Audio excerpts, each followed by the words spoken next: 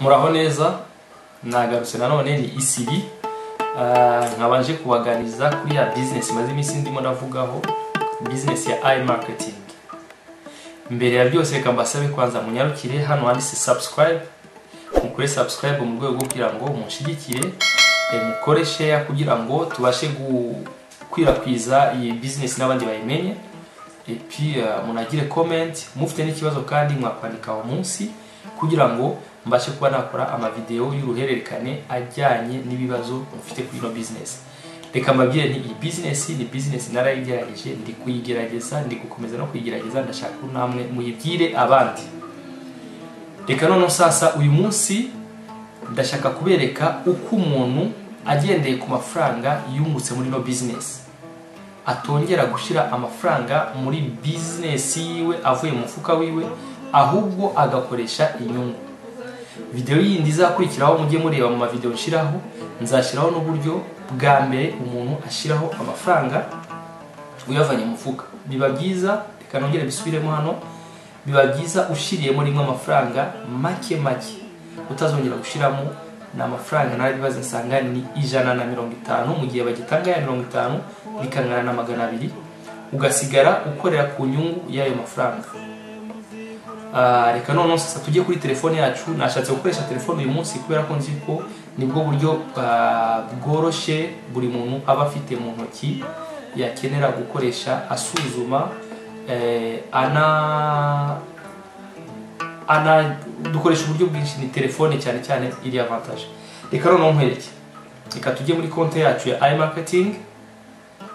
Yes, icyo usabwa ku muntu utari wakabikora, reka musabe ujye ujya kuri YouTube channel yanjye, urandikamo ijambo Isiri, ukajya muri playlist, ahasigaye ujya kuri YouTube channel yanjye ya Isiri, urabibona uko yitwa iyi ngiyi. Warangiza ukajyamo ugakora sabone, ukawashiraho n'akazogera kugira ngo info nzajye shiraho video ivuga kuri business cyangwa se n'izindi zose zizabashe kugira. Ujya kuri no YouTube yanjye, byiza ukajya hano kuri playlist, ukajya kuri zino iMarketing,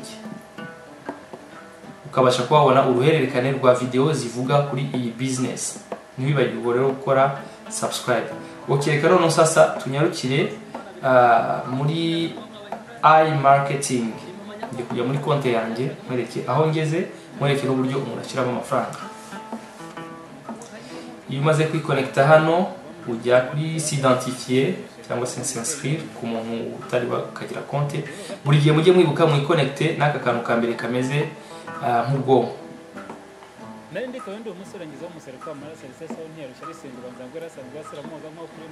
Yes, jewe ngiye kwinjira muri konti yanjye, niyo ngiyo. Reka shiremo mot de passe.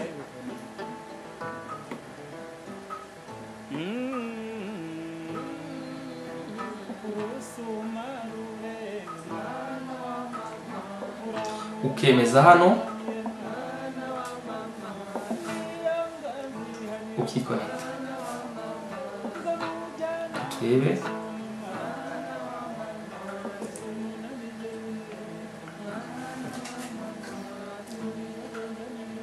Okay, reka nse nkubanyurira ku ishusho. Murabona ni ibintu byunguka pe, bintu bifite amafaranga adasanzwe.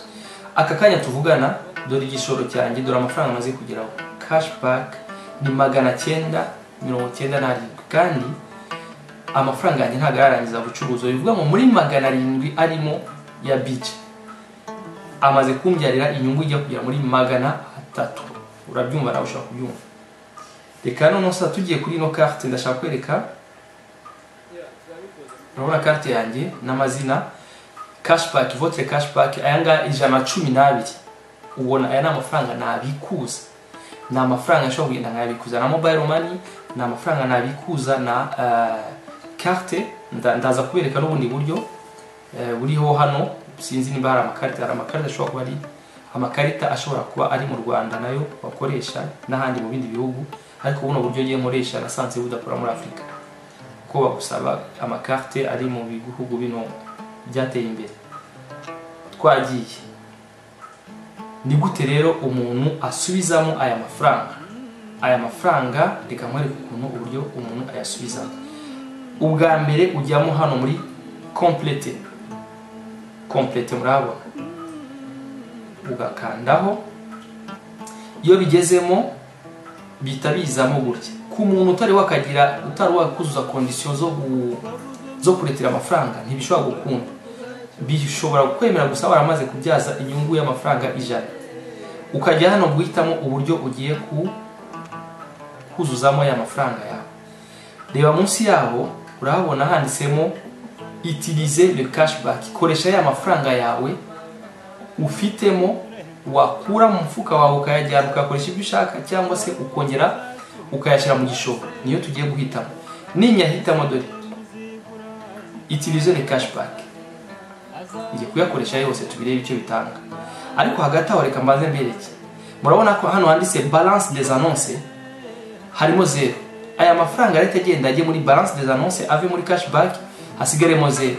Ni hasigaramo 0 agende muri balance des annonces, amaremo hagati, nimba bitarahinduka ni hagati y'iminsi 2 n'iminsi 5. Ariko hari amakuru nabonye turaza kubibona nyuma nimba bishoboka yuko byasimbukiye ku minsi 3 bitakiri iminsi 7. Ibyo nabyo tuzabasha kubona nimba ari ukuri, kuko hari abantu babisabye yuko byareka kujya bitinda kumanuka. Tugaruke hahandi hacu ho kuzuza ya mafaranga ngaya. Ninkanda kuri paye arahita agenda hahandi twagiye. Nakanze kuri paye, montant minimum 10. Okay, reka ngire gutya, ubanza ngomba kuyandikamo. Utiliser, sélectionner.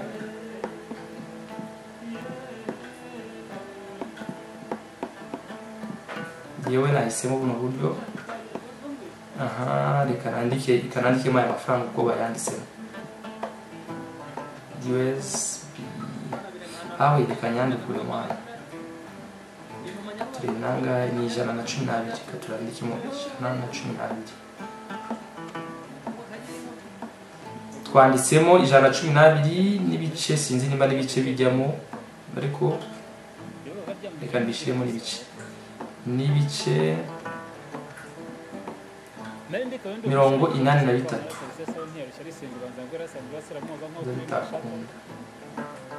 Oya, ibice ntibijyamo, ntabwo ibice bikunda. Rero aya mafaranga 112 ngiye kuyashyira mu gishoro cyanjye cya cashback.